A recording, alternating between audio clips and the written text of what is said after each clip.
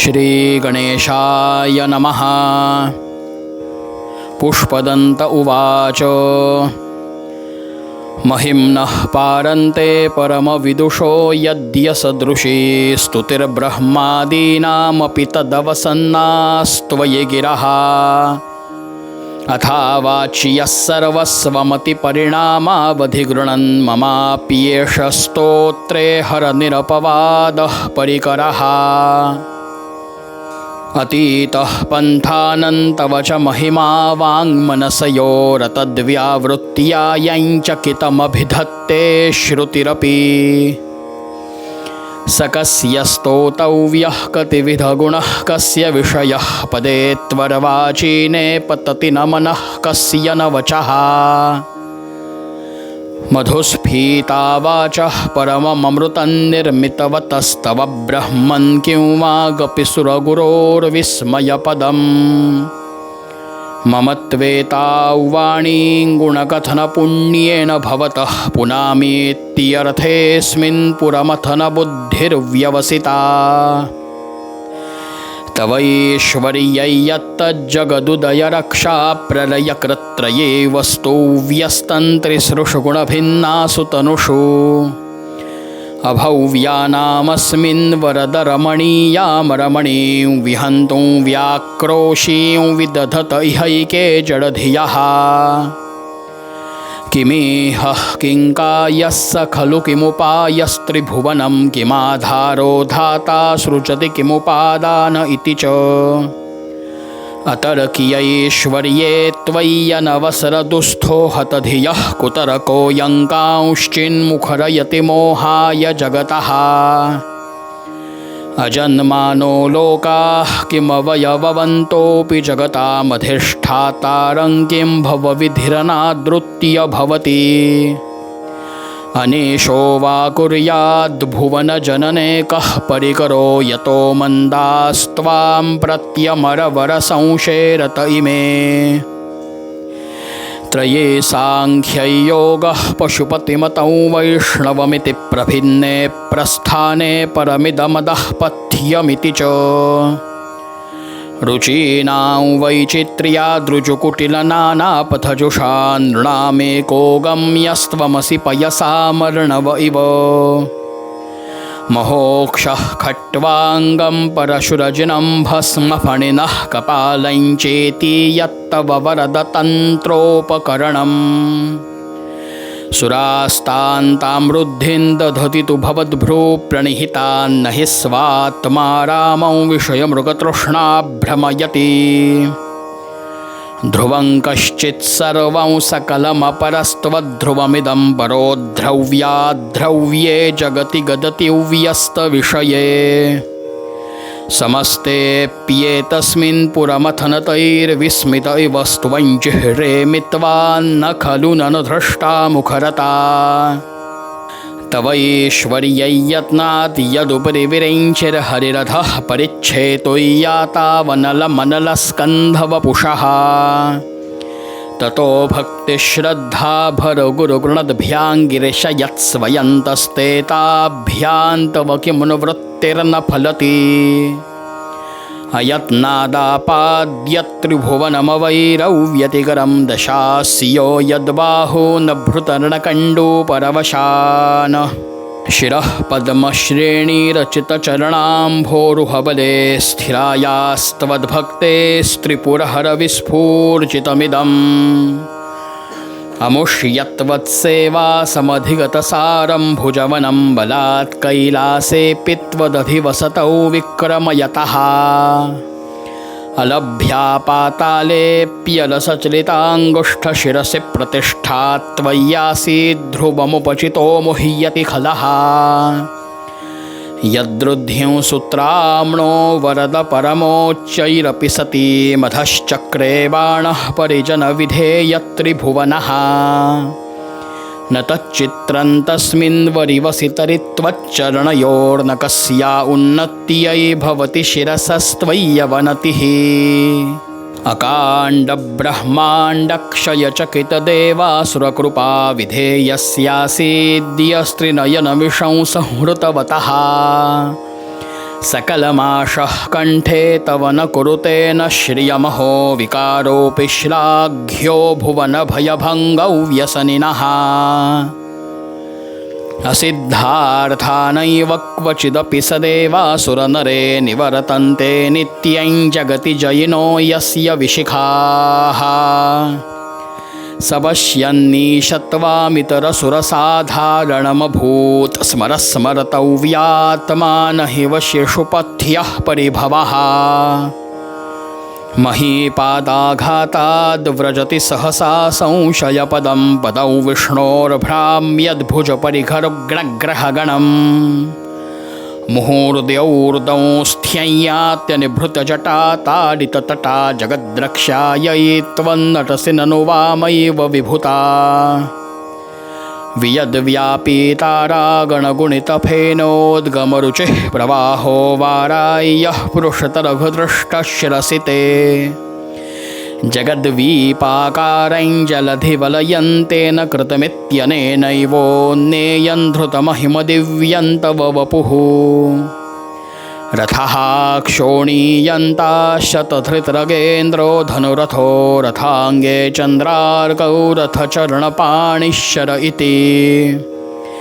दिधक्षोस्ते कोऽयं त्रिपुरदृढमाडम्बरविधिर्विधेयैः क्रीडन्त्यो न खलु परतन्त्राः प्रबुधियः हरिस्ते साहस्रं कमलबलिमाधाय पदयोर्यदेकोने तस्मिन्निजमुदहरन्नेत्रकमलम् गतो भक्त्युद्रेकः परिणतिमसौ चक्रवपुषा त्रयाणां रक्षायै त्रिपुरहरजागर्ति जगताम् कृतौ सुप्ते जाग्रत्वमसि फलयोगे क्रतुमतां क्व कर्म प्रध्वस्थं फलति पुरुषाराधनमृते अतस्त्वां सम्प्रेक्ष्यः क्रतुषु फलदानप्रतिभुवं श्रुतौ श्रद्धां बद्ध्वा दृढपरिकरः कर्मसु जनः क्रियादक्षो दक्षः क्रतुपतिरधीशस्तनुभृता मृषीणामार्तविज्यं शरणदसदस्यासुरगणाः क्रतुभ्रेशस्त्वत्तः क्रतुफलविधानौ व्यसनिनो ध्रुवं कर्तुश्रद्धाभिधुरमविचाराय हि मखाः प्रजानाथन्नाथ प्रसभमभिकौ स्वान् दुहितरङ्गतौ रोहिद्भूतावृरमयशुमृष्यस्य वपुषा धनुष्पाणेर्यातं दिवमपि सपत्राकृतममुं त्रसन्तन्तेऽद्यापि त्यजति न मृगौ व्याधरभसः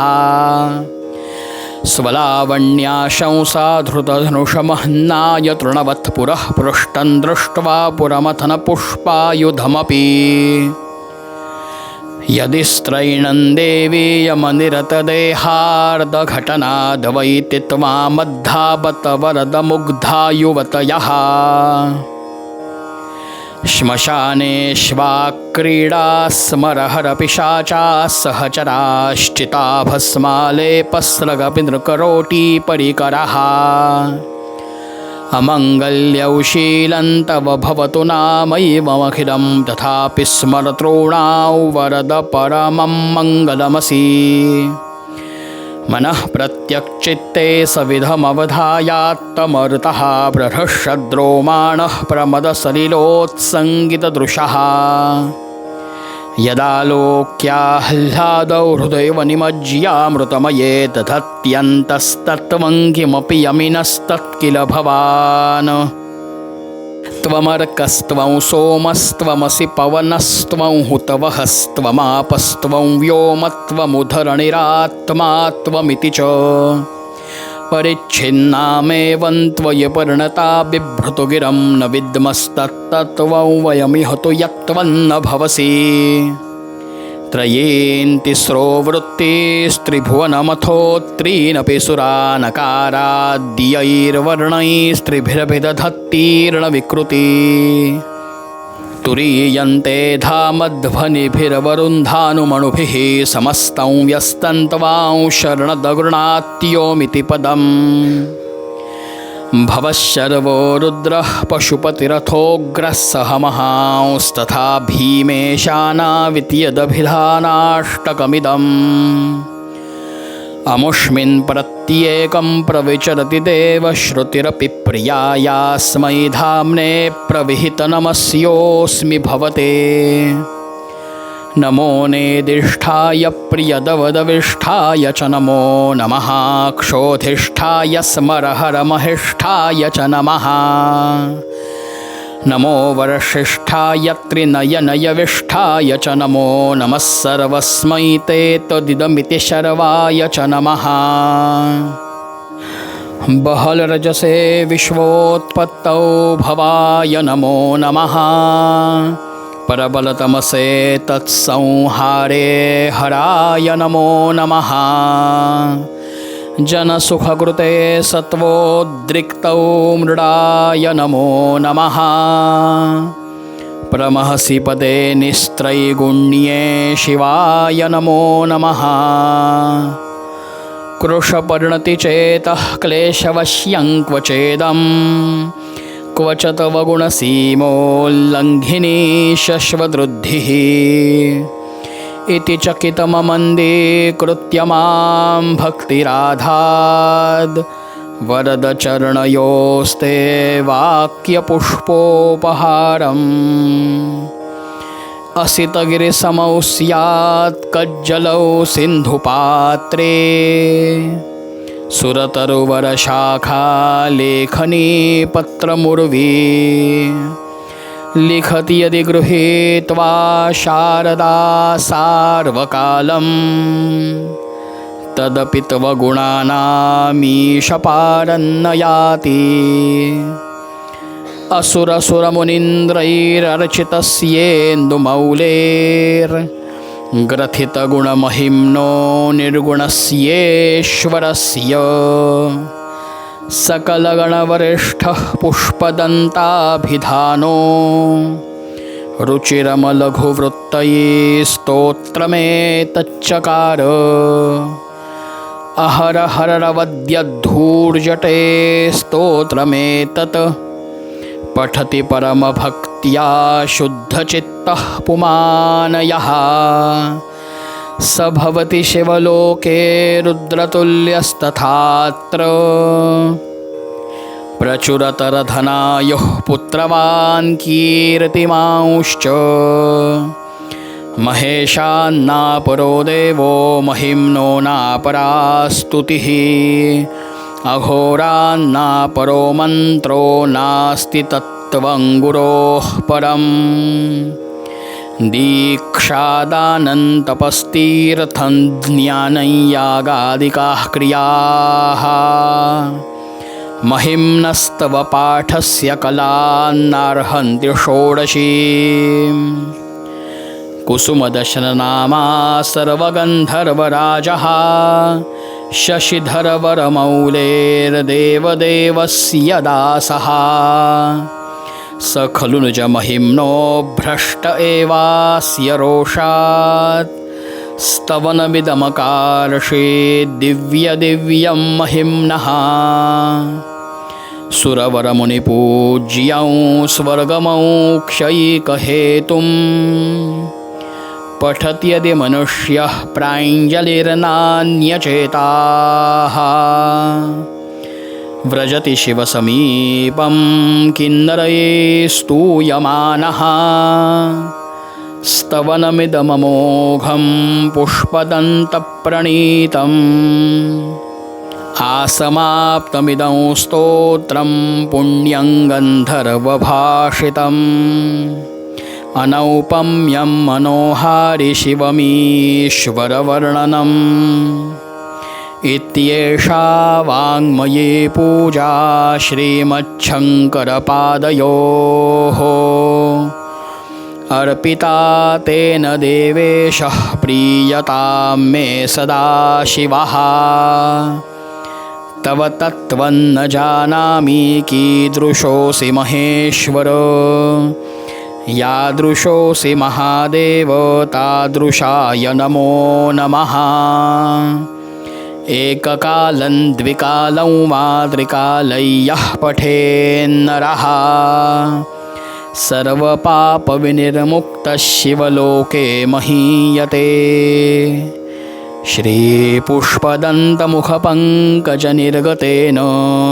स्तोत्रेण किल्मिषहरेण हरप्रियेण कण्ठस्थितेन पठितेन समाहितेन